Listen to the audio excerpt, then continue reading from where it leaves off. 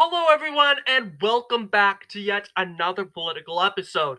So, we are focusing on Ron DeSantis this week. Ron DeSantis has made the top news headline, officially launching his 2024 presidential bid on said Twitter, basically breaking the potential Trump landslide. We had predicted Trump to be winning every state contest. That is not the case anymore. It says now we've seen some polls that California, Utah, Florida, Alabama, Missouri, North Dakota, some states are starting to go to DeSantis. However, Donald Trump having a good lead, over 60% ahead of DeSantis. So we're thinking, who's Ron DeSantis today? We're going to answer the question, who's Ron DeSantis? Why is he important? Why do people care about him? Why is he a big deal? So, first of all, we have to go through the history of Ron DeSantis, the electoral history of Ron DeSantis. So, we Ron DeSantis starts off in 2012. He enters U.S. politics in 2012, and you would think, oh, Ron DeSantis, 2012. I'd think he would be pretty popular, way longer, right? Well, not necessarily, because I mean, Ron DeSantis is very young. He's the second youngest uh, presidential candidate to run for president. However, and he's been in politics for over 10 years. So the 2012 was the first time for his first year in politics, winning the 2012 uh, pres- U.S. Senate election. No, not U.S. Senate, excuse me. Winning the 2012 election in Florida's 6th congressional district. He won a landslide of 57%, beating Heather Bevan by 42%. He held that seat. I would say that this seat, Florida's 6th congressional district, I'm going to have to take a look at that and put it here. Florida's 6th congressional district, you'll see, is right up there. Yeah, you have some cities. You have Palm Coast, Daytona Beach. Yeah, there's some urban areas up here. But yeah, this is Ron DeSantis' district, the district that he formerly represented. So, and yeah, here's the voting history. You'll see it voted 58% for Donald Trump. So it is a big historical voting county.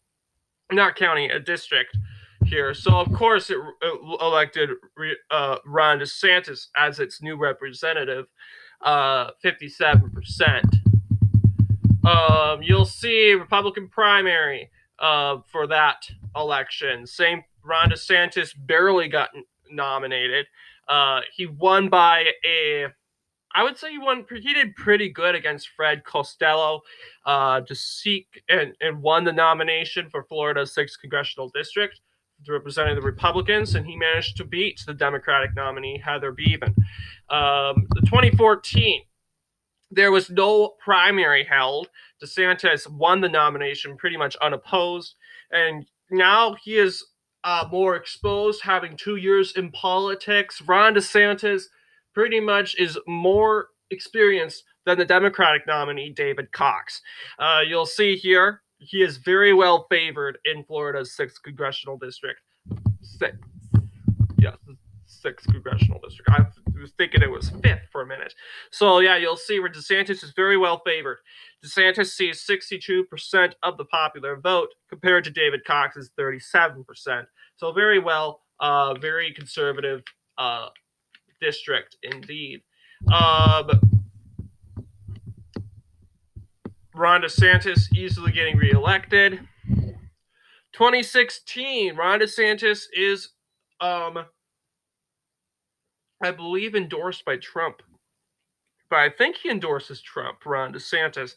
in this election. But this is the 2016, the MAGA election, as we like to call it, where Donald Trump wins the presidential election. Ron DeSantis also wins re-election to a third term, beating Bill McCullough here by 58%. Yes, it's less of a win. It's not as good as DeSantis's 2014 win, but it's still a win is a win.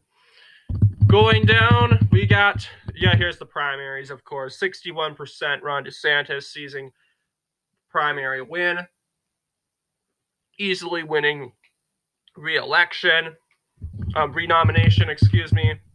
But then Ron DeSantis is like, he's up for re-election in 2018 for the U.S. House of Representatives. He says, nah, I served 3 terms in the U.S. House of Representatives representing Florida's 6th congressional district. I think I'm good. I'm going to run for the governor because Rick Scott, he already served 2 terms. He cannot serve a 3rd term because guess what? Unlike we Minnesotans, Florida has a term limits. I mean, Minnesota, our governor, he can keep running if he wants to. But in Florida, no, you have term limits. We want to make sure everyone gets a chance to be governor. So here, Ron DeSantis is pretty popular. But we will see in this election that Ron DeSantis is this is a very, very close race. 2018 was supposedly a blue wave. You would think, Andrew Gillum would win. Well, this was pretty much the closest race, I believe. Yeah, this is the closest race, gubernatorial race in the 2018 election. I want to see the opinion polling here. Yes, there was, according to most polls, were saying that Andrew Gillum would most likely win this election. You'll see that the more left-wing 538 had decisively predicted likely Democrat. And you'll see here most polls are leaning in the favor of Gillum. And the thing is, people really did think Gillum would win because why? Well, Gillum, this was a blue wave. This was the blue wave 2018. We saw hundreds of votes going in for Democrats in both the gubernatorial, House of Representatives, and U.S. Senate elections. But Ron DeSantis, I think the Democrats got a little overconfident in Florida, and this is what led to Ron DeSantis' victory in an upset victory here for Ron DeSantis. He was predicted to lose big. Ron DeSantis won the primary by 56%. You'll see the red counties won by Ron DeSantis.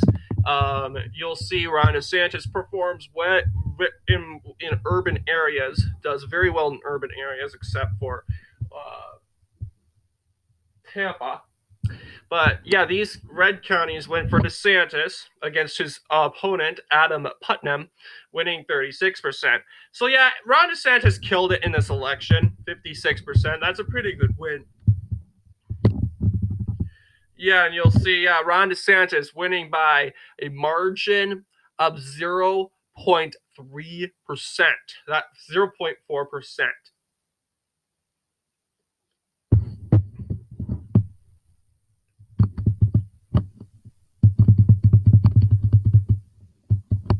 And then we have his 2022 win.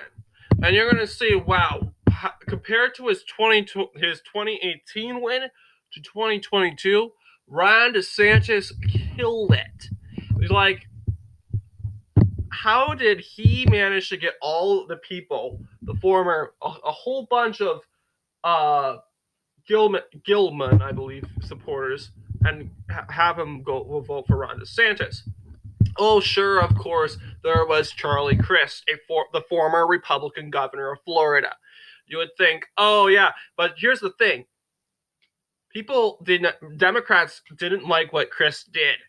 Crist did conservative stuff, Of course, he would be, if he was a Republican, he would totally be a rhino. He is definitely a very left wing guy. But back then, he seemed to be more of a moderate Republican, and a lot of Floridians and a lot of Republicans seemed to respect that. And more Democrats, they were okay with it, but they preferred their own guy. You'll see Chris managed to win the primaries. You'll see Ron DeSantis easily getting renominated. Chris easily won the primaries by 59%. I think the Democrats, they chose a good guy. Well, Chris was pretty bad in this election. Don't get me wrong. You'll see the swing by county. He killed it. So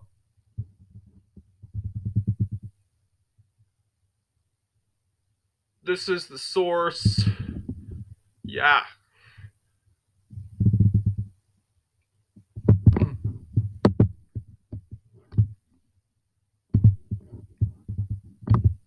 They don't have a map. Of course, Ron DeSantis, he annihilated it. I think he was the only one running. So, yeah.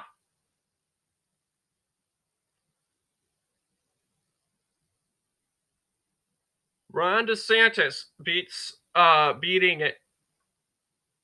Charlie Crist, the former GOP governor, by 59%. That's a landslide win. And yes, and it's mind blowing how Florida went from this, literally Ron DeSantis winning by 0.4 margin, to now DeSantis winning a huge bucket load of like 22 or 23% of a margin. Anyway, yes. So that's the electoral history of Ron DeSantis. As you can see, from 2012 to 2022, Ron DeSantis has served in 2 state elections, served in the state of Florida. He is now running in the 2024 presidential election. Does he have a chance to win? Can he beat the all-unpopular Donald Trump and snatch the nomination from him? What do you guys think? Anyway, thank you all for watching. I'll see you guys in the next episode.